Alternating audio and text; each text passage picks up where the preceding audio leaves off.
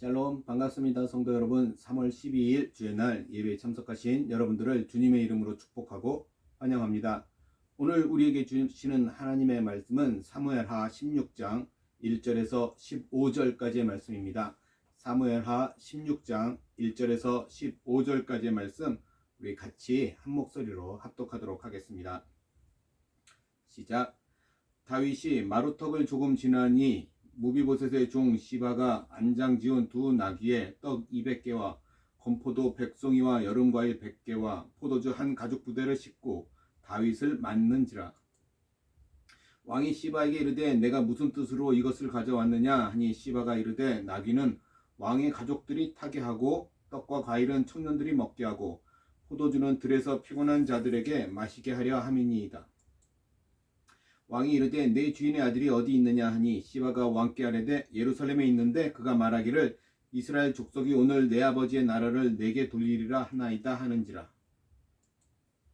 왕이 시바에게 이르되 무비보셋에게 있는 것이 다 내 것이라 하니라. 시바가 이르되 내가 절하나이다. 내 주 왕이여 내가 왕 앞에서 은혜를 입게 하옵소서 하니라. 다윗 왕이 바울임에 이름에 거기서 사울의 친족 한 사람이 나오니 게라의 아들이요 이름은 시므이라. 그가 나오면서 계속해서 저주하고 또 다윗과 다윗 왕의 모든 신하들을 향하여 돌을 던지니 그때 모든 백성과 용사들은 다 왕의 좌우에 있었더라. 시므이가 저주하는 가운데 이와 같이 말하니라. 피를 흘린 자여 사악한 자여 가거라 가거라. 사울의 족속의 모든 피를 여호와께서 내게로 돌리셨도다. 그를 이어서 내가 왕이 되었으나 여호와께서 나라를 내 아들 압살롬의 손에 넘기셨도다. 보라 너는 피를 흘린 자이므로 화를 자초하였느니라 하는지라. 수레의 아들 아비새가 왕께 여짜오되 이 죽은 개가 어찌 내 주 왕을 저주하리이까 청하건대 내가 건너가서 그의 머리를 베게 하소서 하니 왕이 이르되 수레의 아들들아 내가 너희와 무슨 상관이 있느냐. 그가 저주하는 것은 여호와께서 그에게 다윗을 저주하라 하심이니 내가 어찌하여 그리하였느냐 할 자가 누구겠느냐 하고 또 다윗이 아비새와 모든 신하들에게 이르되 내 몸에서 난 아들도 내 생명을 해하려 하거든 하물며 이 베냐민 사람이랴. 여호와께서 그에게 명령하신 것이니 그가 저주하게 버려두라. 혹시 여호와께서 나의 원통함을 감찰하시리니 오늘 그 저주 때문에 여호와께서 선으로 내게 갚아주시리라 하고 다윗과 그의 추종자들이 길을 갈 때에 시므이는 산비탈로 따라가면서 저주하고 그를 향하여 돌을 던지며 먼지를 날리더라. 왕과 그와 함께 있는 백성들이 다 피곤하여 한 곳에 이르러 거기서 쉬니라. 압살롬과 모든 이스라엘 백성들이 예루살렘에 이르고 아히도벨도 그와 함께 이른지라. 아멘. 오늘 저는 이 말씀을 가지고 내 생각에 옳고 당연한 것 같아도 라고 하는 제목으로 하나님의 은혜를 나누고자 합니다. 우리가 살아가면서 무엇인가를 생각하고 느끼면서 판단하는 것은 매우 중요합니다. 또 그것이 우리가 살아가는데 많은 도움을 주기도 하고 힘이 되기도 합니다. 하지만 그 반대로 그 안에는 많은 함정도 있다라는 거예요. 때로는 우리의 이기주의나 아니면 우리의 지식의 부족이라든가 생각의 한계 등으로 인해서 우리의 감정과 우리의 생각은 우리 자신을 힘들게 만들 수도 있다라는 것입니다. 그러기에 우리의 감정과 생각은 순간순간마다 조정되어야 해요. 그러려면 무슨 기준을 가지고 있어야 그것에 맞춰서 조정할 수 있지 않겠습니까? 자, 우리가 말하고자 하는 그 기준은 무엇보다도 하나님의 마음과 하나님의 생각에 의해서 그 기준을 정하고 그것에 의해서 조정되어야 한다라는 것입니다.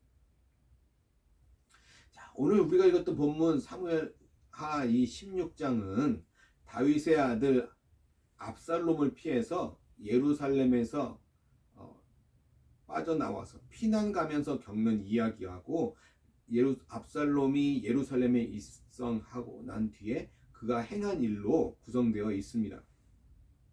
오늘 본문을 보면서 우리의 생각에 옳고 당연한 것 같지만 그렇지 않은 것이 있다라고 하는 것을 우리가 한번 살펴보려고 합니다. 오늘 내용을 보면 다윗이 예루살렘 성에서 나와서 올리브산 감람산을 조금 넘어 지나갔을 때 시바라고 하는 사람이 음식을 가지고 나와서 다윗을 배웅합니다. 자, 여기에 나오는 이 시바라고 하는 사람은 우리가 전에 살펴봤던 다윗에게 은혜를 입었던 은총을 입었던 무비보셋의 종이었습니다. 자, 그렇다면 응당 이 무비보셋이 직접 나와서 다윗을 배웅해야 하는데 지금 이 무비보셋은 그 자리에 나오지 않고 종인 이 시바만 음식을 가지고 나와서 배웅하는 것을 보면서 다윗이 이게 어찌게 된 일이냐라고 그에게 묻는 것이죠. 그러자 시바는 자신의 주인이 다윗 왕의 반대, 역모를 꾸민다라고 고발하게 됩니다. 지금 이 시바의 말은 사실이 아니었어요. 거짓이었습니다. 이후에 우리가 사무엘하 19장에서 보면 무비보셋이 다윗 왕을 만날 때 그 앞에 엎드려서 자신의 억울함을 호소하는 내용이 기록되어 있는 것으로 보아서 그렇게 우리가 생각해 볼 수 있습니다. 그런데 여기에서는 이 시바의 말만 들은 다윗이 무비보셋에게 매우 화가 났습니다. 그렇죠? 자, 4절 보니까 이렇게 이야기합니다. 왕이 시바에게 이르되 무비보셋에게 있는 것이 다 너의 것이라. 시바가 이르되 내가 절하나이다. 내 주 왕이여 내가 왕 앞에서 은혜를 입게 하옵소서 하니라. 자, 결국 다윗은 무비보셋에게 속하였던 모든 재산을 시바에게 줘버립니다. 다윗이 지금 자신의 감정에 속아서 일의 앞뒤를 살펴보지 못하고 알아보지 않고 한 사람의 말만 듣고 경솔하게 일 처리를 하고 있는 내용이에요. 우리 사람은 그렇게 자신의 감정에 많이 약합니다. 평상시에 매우 이성적인 것 같은데 실제로 보면 매우 감정적인 경우도 많지 않습니까? 우리는 우리 자신도 이렇게 행동할 때가 많다라는 것을 반드시 명심해야 합니다. 그러기에 감정에 속지 않도록 조심해야 합니다. 감정에 속지 않기 위해 하나의 방법이 있는데 그것은 그 생각의 시간을 갖는 거예요. 그렇죠? 한 사람 안에서 시간이 짧을 때는 감정이 더 우위를 차지하지만 시간이 길어지면 그 사람에게 있던 그 이성이 그 감정보다 우위를 차지하게 되는 경우가 많습니다. 또 이어서 다윗이 조금 더 나아갔을 때 이번에는 멀리서 이상한 소리가 들려왔습니다. 그리고 돌도 하나씩 날아왔어요. 5절 6절 말씀 볼까요? 이렇게 얘기합니다. 다윗 왕이 바우림에 이름에 거기서 사울의 친족 한 사람이 나오니 게라의 아들이요 이름은 시므이라. 그가 나오면서 계속해서 저주하고 또 다윗과 다윗 왕의 모든 신하들을 향하여 돌을 던지니 그때 모든 백성과 용사들은 다 왕의 좌우에 있었더라. 지금 시므이라고 하는 사람이 다윗을 저주하면서 그들에게 돌을 던졌습니다. 이에 다윗의 신하들이 화를 발하면서 그를 죽일 수 있도록 허락해달라고 이야기하죠. 자, 그를 죽이는 것은 아주 쉬운 일이었습니다. 그죠?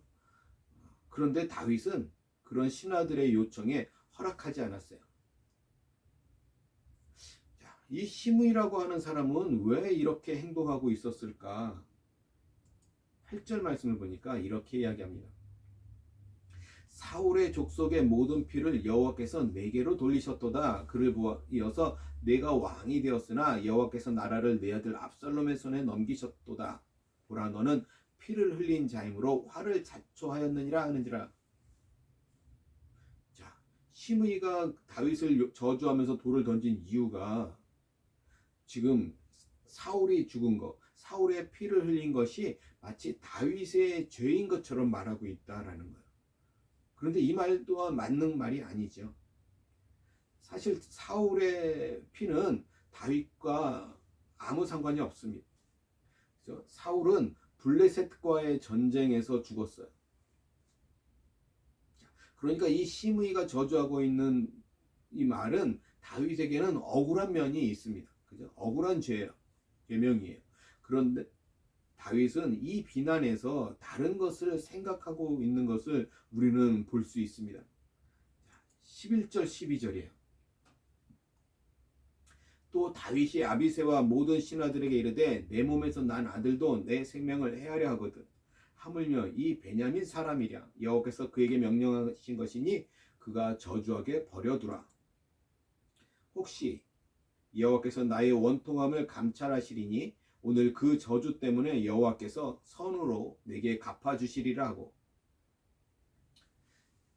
성도 여러분, 우리도 마찬가지지만 이런 비난에 마음 상하지 않는 사람은 없습니다. 그죠?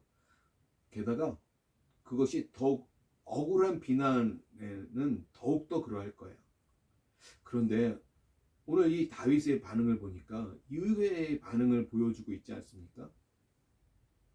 이 시므의 비난에 대해서 감정적으로 반응하지 않고 있다는 거예요. 그의 저주와 그의 비난에서 자신의 죄를 책망하고 계시는 하나님의 음성을 들었다라는 것입니다. 그래서 겸손하게 슬퍼하면서 그런 그 비난을 감수하고 있는 것입니다. 그 비난은 부당한 것이지만 자신은 그보다 더 심한 비난을 받아도 할 말이 없다라고 생각했다라는 거예요.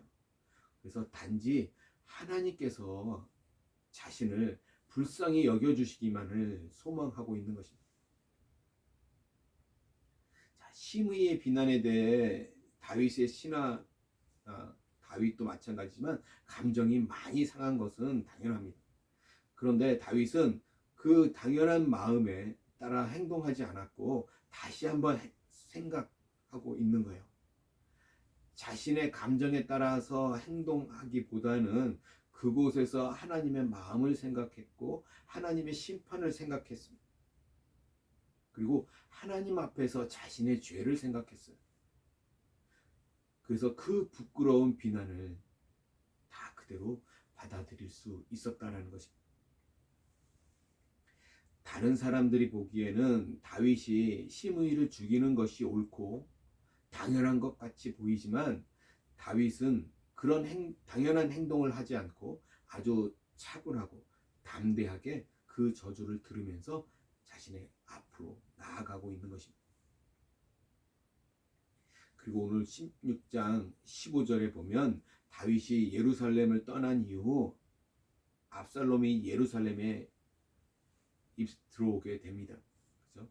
이스라엘의 수도로 들어온 이 압살롬은 다윗이 앉았던 왕자에 앉은 이후에 자신이 이스라엘의 왕이 되었다라는 것을 전 나라에 확고하게 선포하고 싶어 했습니다.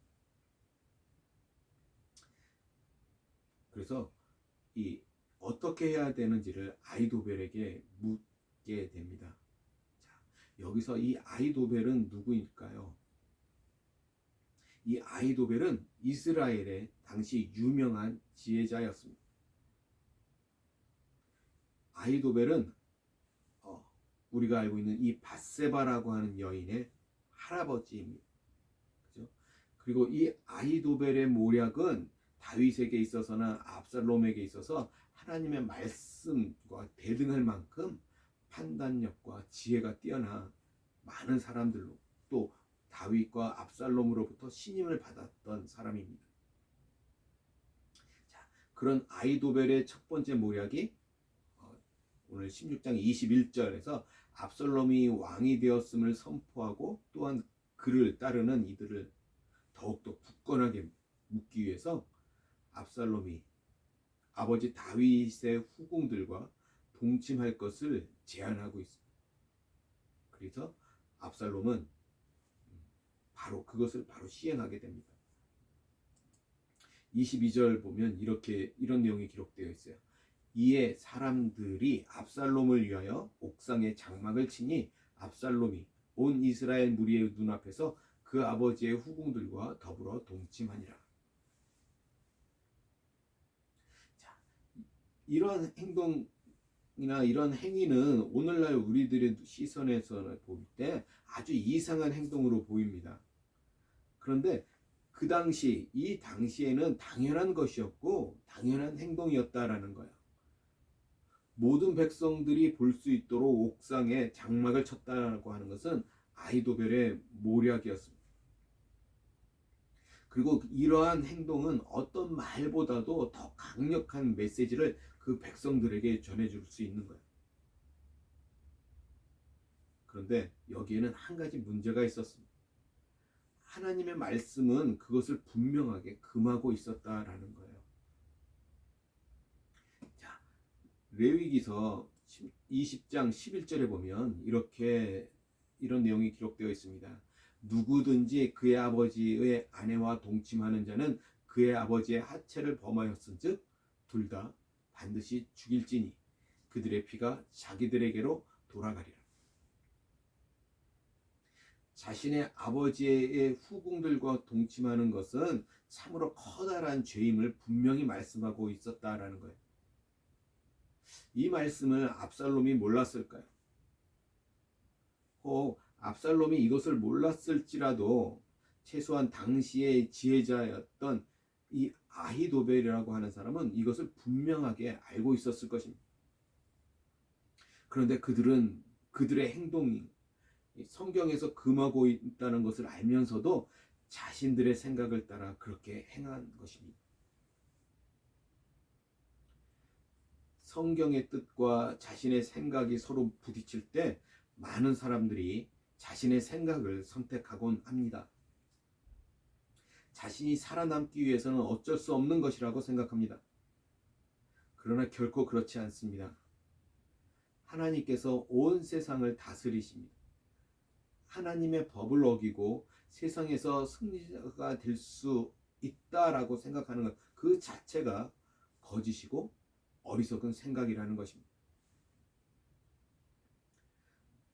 우리가 지혜라고 여겨지는 것이 있을 때 그것이 하나님의 뜻에 위배된다면 그것은 우리의 지혜가 아니라 우리의 어리석음이라는 것입니다. 압살롬이 당대에 가장 지혜롭다고 하는 아히도벨의 의견은 압살롬이 생각하기에도 아주 당연하게 생각되었을 것입니다.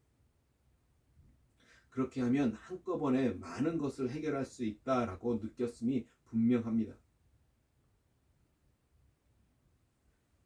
나의 생각과 지혜로는 그것이 아주 옳고 당연한 일들도 하나님의 말씀에 비추어 보면 그렇지 않고 거짓이 되는 경우가 많습니다. 그러니 우리가 보기에는 아무리 당연한 것 같이 보여도 항상 하나님의 말씀으로 비추어 보려고 노력해야 합니다. 하나님의 말씀으로 비추어 보지 않는 것은 당연한 것이 아니라 얼마나 위험한지 우리는 반드시 기억해야 할 필요가 있습니다. 세상에서 아무리 옳다고 여겨도 당연하게 여겨도 말씀에 어긋난 것에 대해서 우리들은 두려워해야 합니다. 사회에서 당연히 여길지라도 하나님의 법에 어긋난다면 그것은 분명히 죄라는 것을 기억해야 합니다. 내가 보기에 아무리 좋아 보여도 내가 보기에 아무리 당연한 것 같아도 하나님의 말씀으로 다시 생각해 보면 악한 것이 있다라는 것을 기억하시기 바랍니다. 우리의 생각과 우리의 지혜가 우리를 위하는 것 같지만 오직 하나님의 지혜만이 우리를 진실되게 위하는 것이고 우리를 선하고 복된 길로 인도하는 것입니다. 자, 오늘 말씀을 정리해 볼까요? 다윗이 이 시바와의 만남에서는 자신도 모르게 자신의 감정에 속는 모습을 우리가 보았습니다. 그런데 두 번째, 이 시므이라고 하는 사람과의 만남에서는 믿음을 가진 자답게 하나님을 믿는 자답게 자신의 감정을 잘 이기고 잘 조절하는 것을 보았습니다. 우리도 순간순간 그렇게 감정에 속을 때가 있고 또 잘 조절할 때도 있습니다. 우리는 조금 더 자신의 감정을 잘 조절할 수 있어야 합니다. 왜냐하면 우리는 하나님의 인도하심을 믿는 사람들입니다. 그러기에 순간순간의 일에 자신의 감정대로 행동할 것이 아니라 하나님의 통치를 생각하고 하나님의 법에 순종하는 그런 것을 우리가 배워야 할 것입니다. 사랑하는 성도 여러분, 우리 자신의 감정과 생각이 가지고 있는 함정에 빠지지 않도록 주의하셔야 합니다. 내 마음이라고 내 마음대로 느끼지 말고 하나님의 마음과 함께 생각하고 움직이시기 바랍니다. 눈에 보이지는 않아도 항상 우리와 함께하고 계시는 그 하나님의 마음과 그 뜻을 생각하고 그것에 맞추어 살아가는 저와 여러분 모두가 되시기를 주님의 이름으로 간절히 소원합니다. 오직 하나님의 마음과 뜻에 맞아야만 그것이 진리라는 사실을 반드시 기억하시기 바랍니다. 기도하겠습니다. 사랑과 은혜가 많으신 하나님, 주님의 크신 사랑과 은혜를 감사합니다.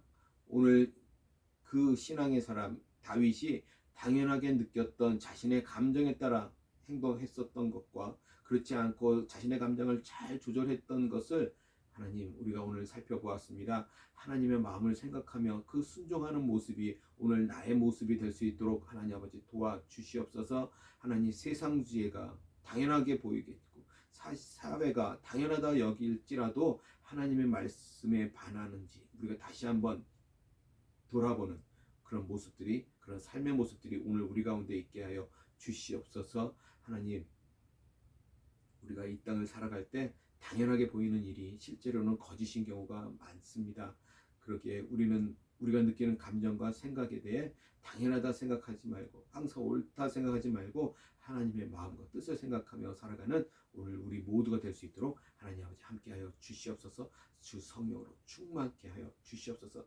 그래서 성령의 인도하심 받아 살아가는 우리 모두가 될 수 있도록 하나님 아버지 함께하여 주시옵소서. 감사하며 우리 주 예수 그리스도 받들어 간절히 기도드리옵나이다. 아멘.